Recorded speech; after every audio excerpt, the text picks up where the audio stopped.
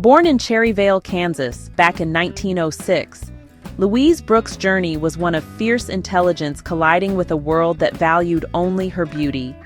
A victim of childhood sexual abuse, she escaped into dance, joining the Denishon Modern Dance Company, and later the Ziegfeld Follies up in New York. It was here that her striking look, the severe geometric black bob haircut, and her aura of modern independence were first noticed. Paramount Pictures brought her to Hollywood, where she was cast in flapper roles in silent comedies. She was beautiful, but the studio saw her as just another pretty face in the crowd. Frustrated by the shallow roles and the studio system's control, she made a defiant and career-altering decision in 1929. She turned her back on Hollywood and sailed for Europe to work with the pioneering German director G.W. Pabst. This act of artistic integrity would create her immortality. In Pabst's Pandora's Box, she played Lulu, a seductive, amoral, and innocent showgirl whose unchecked sexuality leads to destruction. With her iconic bob, bold gaze, and naturalistic acting, Brooks wasn't performing. She was embodying a new kind of woman on screen, unapologetic, mysterious, and profoundly modern. She followed this with another Pabst masterpiece, Diary of a Lost Girl, further cementing her status as an icon of the Weimar era. Her performances were a revelation of psychological depth, a stark contrast to the mannered acting of the time.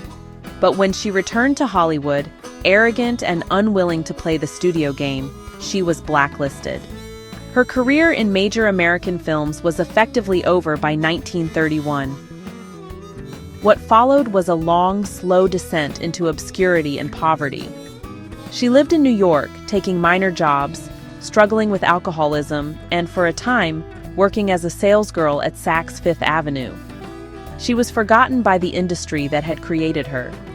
But Louise Brooks was a writer and an intellectual at heart. In the 1950s, she began writing brilliant, acerbic, and insightful film criticism and memoirs for film journals. Her writing was as sharp and modern as her screen persona, analyzing Hollywood with a devastating first-hand clarity. This intellectual renaissance sparked a critical rediscovery of her films.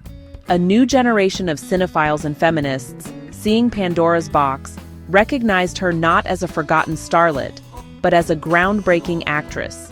She became a cult icon, her image, the black bob and the direct gaze, synonymous with the liberated, complex woman of the silent screen's final, daring years. She lived long enough to see herself celebrated as a legend, passing away in 1985. Louise Brooks' life was a battle between her brilliant mind and her iconic face. Hollywood wanted the latter, but history remembered the whole, complicated woman.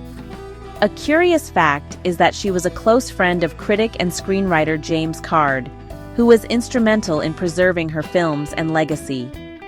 She claimed to have had affairs with numerous famous figures, including Greta Garbo and Charlie Chaplin. She was an avid reader and had an extensive personal library. In her later years, she lived as a near recluse in Rochester, New York, refusing most interviews but corresponding extensively with scholars.